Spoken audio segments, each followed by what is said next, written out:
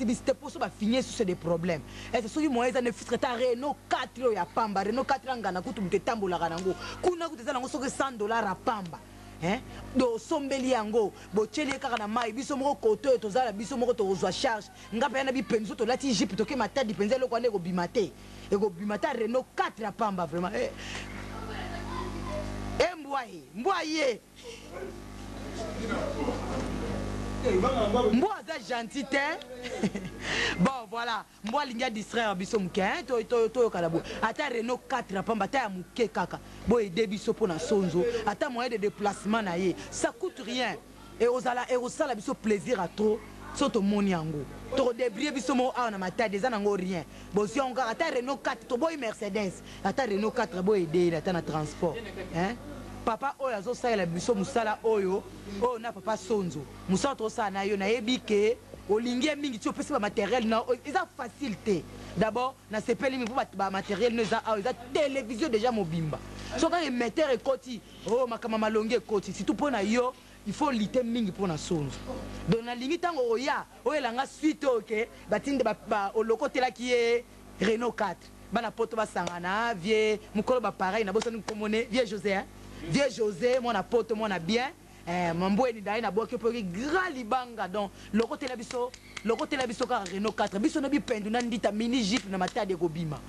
donc na ndimi déjà tant roya d'ici décembre be janvier ngamona oketokele au porte wapi Renault 4 je vous aime beaucoup bolinga biso pe mingi bo soutenir biso na makama mike na lingi bino mingi na soutien liboso nazo pesa bino mbote to sepeli mingi na initiative oyo bosui pona ndeko na biso sonzo awa na kati ya Kinshasa boyebi ke bino bozali kuna kasi mboka na bino nde ezali awa bozali bana ya Kinshasa bana Congo solo soki otali ndenge bandeko oyo bawuti koloba liboso bapasi oyo ndeko na biso sonzo azwi en tout cas azaka mwana nzambe soka azalaki na nzambe na yete bandeko na biso mbele ndeko na biso azasu na bomoi te na accident oyo asali accident très grave mais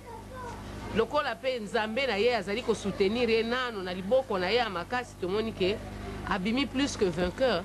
na accident oyo awuti kosala mais passe nde etikali ndenge baseur balobi liboso eza passe ya transport penza eza na ye passe mpona kokende mosala soki mpe alobi te afanda na ndako akolia nini pasi ezali bandeko na biso pasi ezali c'est-à-dire soki osali te okolia te bino moko na banza boza na bato baza koyebisa bino makambo oyo tozali koandire bafonctionnaire bazali koandire awa na Kinshasa yango moyen soki emonani ya malamu boyokana bino bozali kuna parce que bozali organiser tomoni ke ba initiative ezali pamba te muta kosala yango pamba te bozali organiser na kati ya organisation na bino bokanisa te akoka kozwa moyen de déplacement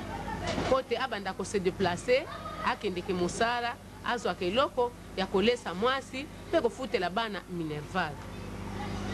mpona wana toyebi ke baprojet ezali ebele oyo bokoki kosala mpona développement ya mboka na biso ndenge tozali awa tomoni sonzo akomi personne avec handicap mais biso mpe tozali bahandicapé ndenge obomoni biso tozali bahandicapé tozali na handicap parce que tozali na ba vie sociale na biso eza ko permettre biso te tosala mosala na biso na ndenge baartiste ya ba pays développé bazali ko vivre tozala bisika kofanda te ba locataire même mpona kosala misala na biso kolata na biso ezali pasi kasi nde bozomona misala na biso kuna na